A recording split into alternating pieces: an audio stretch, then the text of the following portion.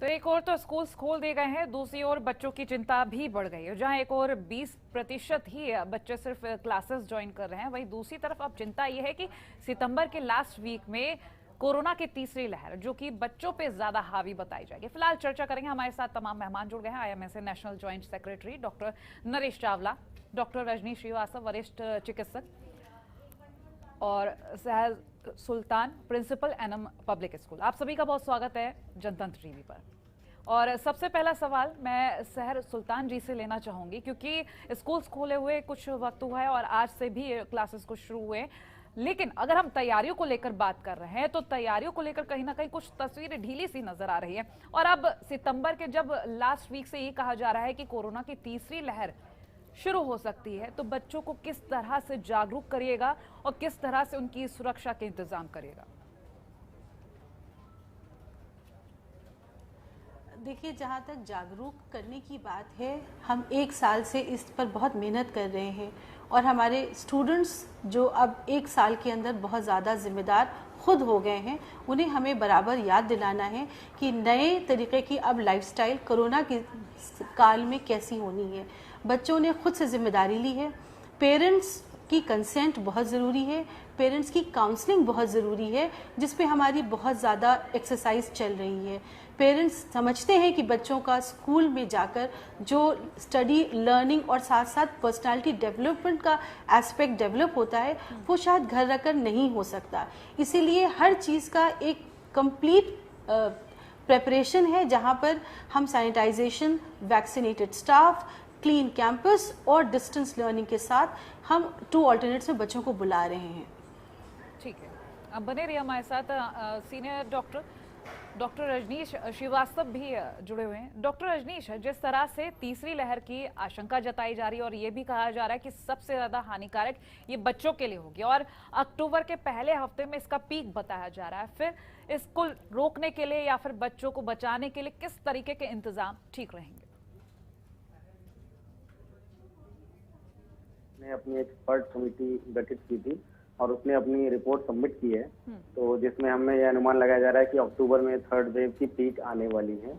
उससे बचने के लिए जो सबसे इम्पोर्टेंट चीज है वो ये है, हमें वैक्सीनेशन के रेट को बढ़ाना होगा, क्योंकि अभी तक हमारे देश में टोटल सिर्फ 7.6% लोग जो है वो फुली वैक्सीनेटेड है। तो ये नंबर बहुत ही कम है। अनटिल हम इसको डबल ट्रिपल 3-4 गुना नहीं बढ़ा सकते तो थर्ड वेव को रोकना मुश्किल होगा। और third wave is a reality now, क्योंकि वैक्सीनेशन जब तक हम हर्ड इम्यूनिटी अचीव नहीं कर सकेंगे आइदर थ्रू वैक्सीनेशन और थ्रू नेचुरल इन्फेक्शन, हम थर्ड वेव को नहीं बचा पाएंगे। तो सबसे पहला स्टेप यही है कि वैक्सीनेशन को हम जितना जल्दी कर सके, जितनी उसकी स्पीड बढ़ा सकें, उतना बेटर होगा। सेकेंड चीज, जो यूनिवर्सल प्रिकॉशंस हैं, लोगों को समझना होगा कि third wave is a reality और हमें ये सारे प्रिकॉशंस को फॉलो करने शुरू करने चाहिए।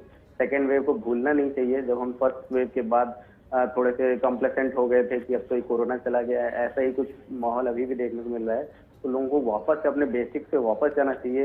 हैंड सैनिटाइजेशन, सोशल डिस्टेंसिंग और प्रॉपर मास्किंग, ये सब चीजों पे बिल्कुल ध्यान देना चाहिए।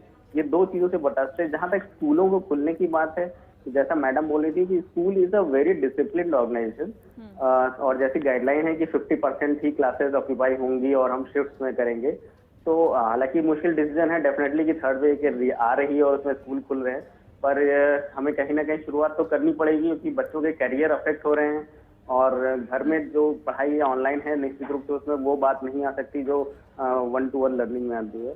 तो अगर प्रॉपर प्रिकॉशंस के साथ और इसको करना चाहते हैं तो इस बारे में हम लोग डिसीजन ले सकते हैं। ठीक है डॉक्टर, बने रहिए आप हमारे साथ। डॉक्टर नरेश का रुख करेंगे। डॉक्टर नरेश, जिस तरह से हमने वेव को लेकर बात करी, थर्ड वेव को लेकर लगातार सवाल खड़े हो रहे हैं। कहीं कहा जा रहा है कि ये वेव इतनी ज़्यादा हानिकारक नहीं होगी, लेकिन कहीं कहा जा रहा है कि बच्चों के लिए बहुत ज़्यादा हानिकारक होगी। ऐसे में अगर हम जो तथ्य जानने की कोशिश करें कि बच्चों के लिए किस तरह से ये हानिकारक हो सकते हैं, या फिर ये भी कहा जा रहा है कि इतना ज़्यादा हावी नहीं होगी?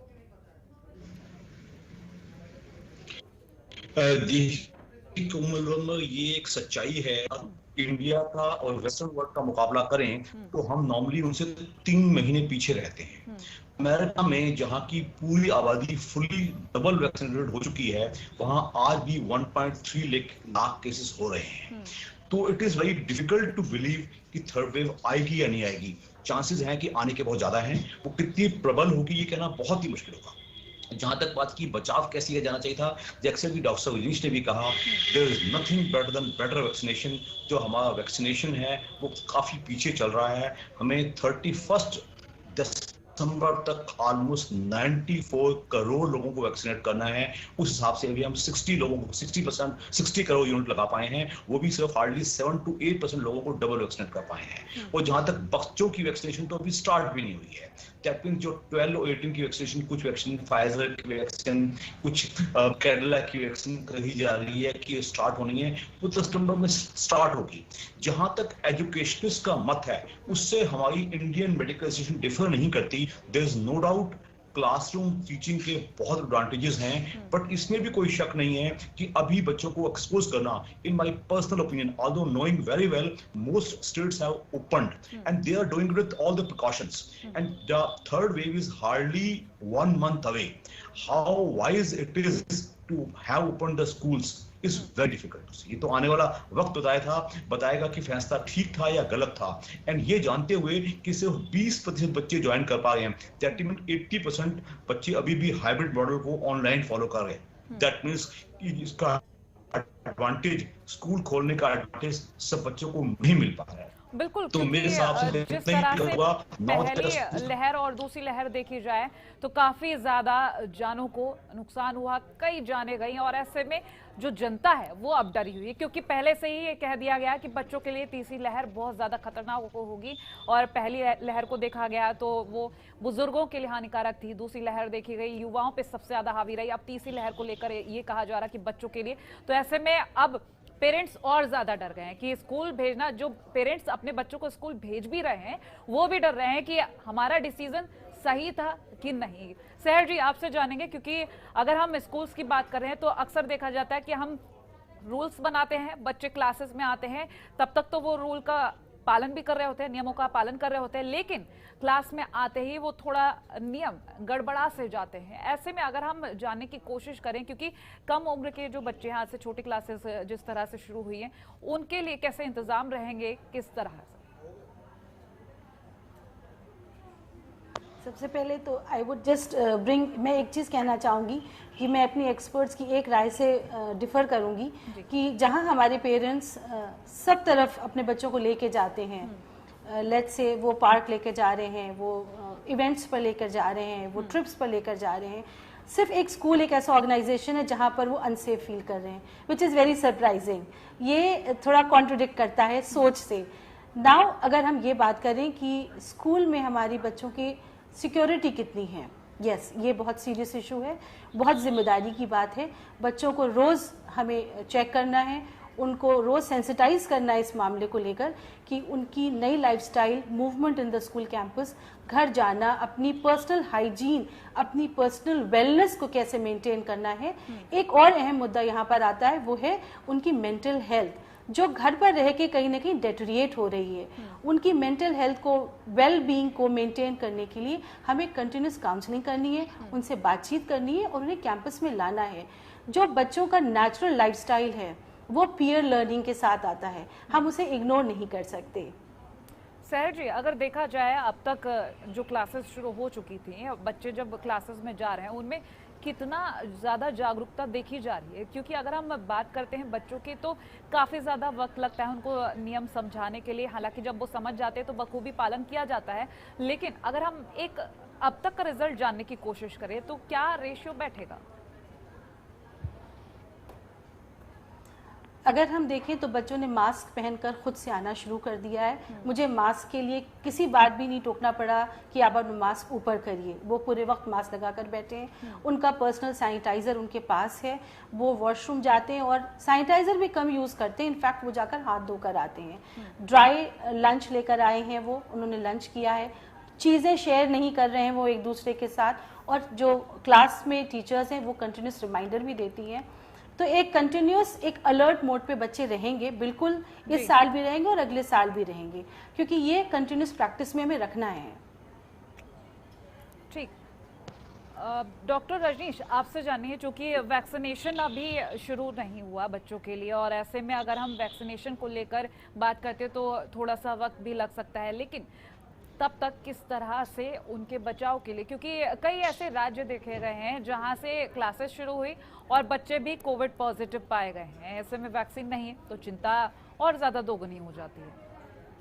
जी बिल्कुल, अनफॉर्चुनेटली बच्चों के लिए वैक्सीन उपलब्ध नहीं है। 12 to 18 ईयर्स में तो फिर भी हमारे पास अभी ट्रायल्स चल रहे हैं और अप्रूव हो रहे हैं, लेकिन लेस देन 12 में तो हमारे पास कोई भी वैक्सीन नहीं है। तो उसमें हमें फिर वही बेसिक्स पे ही ध्यान देना होगा, जैसे मैडम बोल रही थी कि हमें बच्चों को बार बार इस चीज के लिए सैनिटाइज करना होगा कि हमें सोशल डिस्टेंसिंग मेंटेन रखें, सैनिटाइजर्स अपने पास रखें, मास्क को डाउन ना करें, स्पेशली जब क्लोज क्लास में बैठे हुए हैं, जिस समय क्लासेस चल रही है तो फुल टाइम मास्क ऑन रखें। एक और इम्पोर्टेंट चीज जो अभी हमारे मिनिस्ट्री ऑफ होम अफेयर्स का जो रिपोर्ट आई उसमें आई है कि जो वैक्सीनेशन रेशियो है हमारे देश में इस समय वो इट इज जस्ट 856 विमेन पर 1000 मेन, जबकि जो men to women ratio national average है दैट इज 924।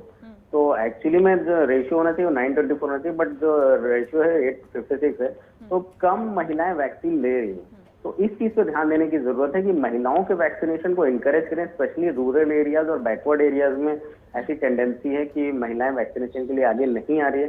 इस पे भी सरकार को ध्यान देना चाहिए कि अनटिल फीमेल्स वैक्सीनेटेड नहीं होंगी, क्योंकि बच्चे उनके ही सबसे ज्यादा क्लोज कांटेक्ट में रहते हैं, तो उनको फिर बच्चों को इन्फेक्शन ट्रांसमिट करने का खतरा भी ज्यादा होगा।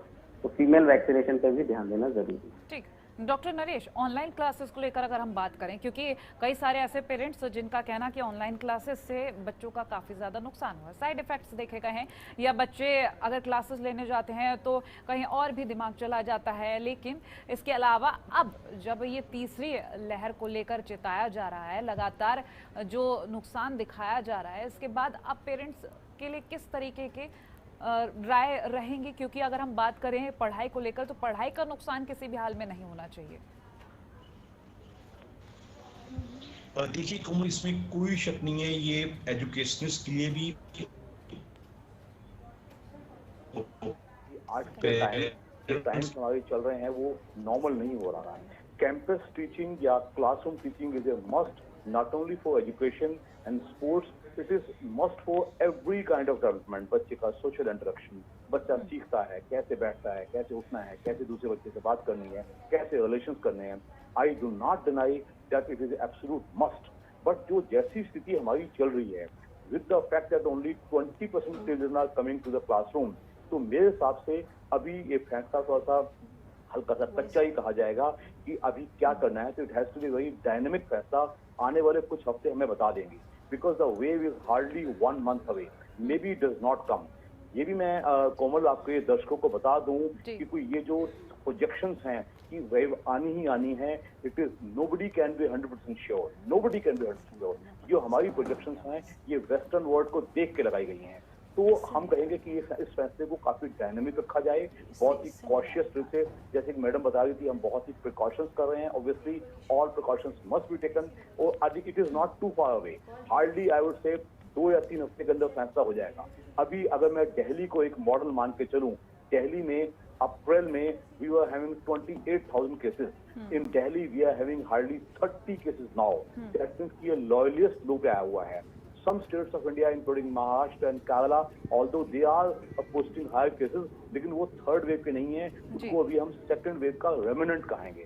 तो अभी तो हम इतना ही कह सकते हैं, we should all through your television inform all the viewers that follow the corona appropriate behavior।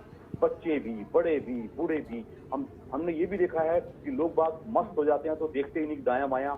आप में से, हम में से जिसने भी सेकंड लहर का मंजर देखा है, मैं कहता हूँ उसकी आत्मा और दिल दहलता होगा। हमने मौतों को सड़कों पे देखा है, अस्पतालों में देखा है, आईसीयू में देखा है, तो हमको, हम में से कोई भी नहीं चाहेगा कि ऐसा हमें नजारा दोबारा देखने को इस जन्म में मिले। तो we all have to follow corona appropriate behaviour. अब स्कूलों में जो फैसला लिया जा चुका है, I think they have to carry it on, but they have to be defensive, prepared and absolutely cautious. ऐसे सोच के हम एक महीना देखते हैं, हो सकता है वेव नहीं आई तो it is all the more good for everyone, otherwise I तो आई थिंक सब कुछ ही बदल जाएगा। ये तो आने वाला हमें वक्त बता पाएगा। सर जी, आपसे सवाल मेरा, ऑनलाइन क्लासेस जिस तरह से अगर हम 20% फिजिकली जो क्लासेस ले रहे हैं बच्चे उनकी बात करें और 80% जो ऑनलाइन क्लासेस ले रहे हैं, ऐसे में अगर हम एक प्रतिक्रिया पेरेंट्स की तरफ से, क्योंकि जो 20% पेरेंट्स हैं उन्होंने अपने बच्चों को भेज दिया, अब ऐसे में उनकी सोच, क्योंकि कोरोना की तीसरी लहर को लेकर सबसे ज्यादा डरे हुए हैं तो वो 20% बच्चों के पेरेंट्स, क्योंकि उनके बच्चे बाहर निकल रहे हैं। देखिए, सबसे पहले तो जैसे मैं अगर अपने कैंपस की बात करूं, इरम पब्लिक कॉलेज में तकरीबन 55% बच्चे आज कैंपस में आए हैं 6 to 8 के। मेरे लिए तो एक बहुत पॉजिटिव साइन है ये कि पेरेंट्स कॉन्फिडेंट हैं, उन्होंने कंसेंट दिया है, उन्होंने कैंपस विजिट किया, उन्होंने चीज़ों को देखा कि किस तरह से चीज़ों को तैयार किया गया है। स्टाफ सैनिटाइज्ड, वैक्सीनेटेड है, सैनिटाइज्ड एरियाज़ हैं। हाँ, जैसा सर कह रहे हैं कि तीसरी लहर की चपेट, ये एक डर है और ये अलर्ट रहने के लिए कह रहा है। हम भी अलर्ट हैं, अपने स्टूडेंट्स की वेल बीइंग हमारे लिए सबसे इम्पॉर्टेंट है। इसलिए अगर कोई हेल्थ इश्यूज़ किसी बच्चे को भी आते हैं, वो थर्मल स्कैनर पे इंस्टेंट चेक होगा और पेरेंट के साथ वापस बच्चा भेजा जाएगा, या ड्यूरिंग क्लासेस किसी बच्चे की तबीयत ख़राब होती है तो उसे हॉस्पिटल हम फ़ौरन मेडिकल चेकअप के लिए भेजेंगे। इन केस गॉड फॉरबिड अगर कोई चीज़ बढ़ती है तो जैसे डायरेक्टिव स्टेट गवर्नमेंट के आएंगे हम उसे फॉलो करेंगे, हम अबाइड बाय करेंगे और हम बेस्ट सपोर्ट जो हमारी स्टेट गवर्नमेंट को दे सकते हैं एकेडमिक्स को बढ़ाने में करेंगे। ठीक, डॉक्टर रजनीश, हम लगातार बात कर रहे हैं वैक्सीनेशन और बच्चों के स्वास्थ्य को लेकर, क्योंकि अगर पहली और दूसरी लहर को देखा जाए तो बच्चों पर इतना ज़्यादा खास असर नहीं देखा गया। तीसरी लहर को लेकर लगातार चेताया जा रहा है। आपने भी बताया कि वैक्सीनेशन ना होने के चलते ये डर और भी ज़्यादा बढ़ रहा है। ऐसे में अगर हम बच्चों के एक मानसिक तौर पर उनकी सोच को देखें, क्योंकि बच्चे ऑनलाइन क्लासेस लेते हैं और बच्चे ऑफलाइन क्लासेस भी अब ले रहे हैं, और ऐसे में उनमें भी डर दिखता है कोरोना का, क्योंकि कई जगह ऐसे बच्चे देखे गए हैं जिनमें कोरोना के डर देखा गया है। रिपोर्ट आई है एमएचए की, उसमें भी ये बोला है कि बच्चों को कोई एडिशनल रिस्क नहीं है। जितना रिस्क बड़ों को है उतना ही रिस्क बच्चों को है। और अगर हम पहली और दूसरी वेव की बात करें तो हमारे पास ऐसा कोई एविडेंस नहीं है कि हम ये कह सकें कि बच्चों का एडिशनल कोई रिस्क है, पर डेफिनेटली एडल्ट को भी अच्छा खासा रिस्क है। उसके साथ साथ हमारे पास इंफ्रास्ट्रक्चर बहुत कम है। बच्चों के पीडियाट्रिक आईसीयू बेड्स बहुत कम है, पीडियाट्रिशियंस बहुत कम है। 62% ऑफ द पीडियाट्रिशियन पोस्ट खाली हैं सीएचसीज में। हमारे पास पीडियाट्रिक इंफ्रास्ट्रक्चर नहीं है, तो उस पॉइंट ऑफ व्यू से देखते हुए बच्चों के लिए रिस्क है। बट ऐसा कोई एडिशनल रिस्क नहीं, तो उसके लिए घबराने की जरूरत नहीं कि बच्चों में ही ये कोरोना अफेक्ट करेगा, ऐसा कोई भी डाटा नहीं है। ये यूनिवर्सली सबको अफेक्ट करेगा, जैसे फर्स्ट और सेकंड वेव में अफेक्ट किया था। इवन बच्चों की जो रिकवरी रेट थी वो सबसे बेटर थी कंपेयर टू एडल्ट, तो इसलिए घबराने की जरूरत नहीं। दूसरी चीज, मेंटल हेल्थ इश्यू तो डेफिनेटली है, क्योंकि बच्चे 1-1.5 साल से अपने पीएस के कांटेक्ट में नहीं आ रहे हैं, घर में बैठे रहते हैं, तो मेंटल हेल्थ अफेक्ट हुई है, इसमें कोई डाउट नहीं है। इस पे टीचर्स को, पेरेंट्स को, दोनों लोगों को इस पे समान रूप से ध्यान देने की जरूरत है। और अगर ऐसे इश्यूज परसिस्ट करते हैं तो वो अपने एक चाइल्ड साइकियाट्रिस्ट से भी कंसल्ट करें। बहुत शुक्रिया डॉक्टर रजनीश, डॉक्टर नरेश और सहर जी हमारे साथ इस चर्चा में जुड़ने के लिए।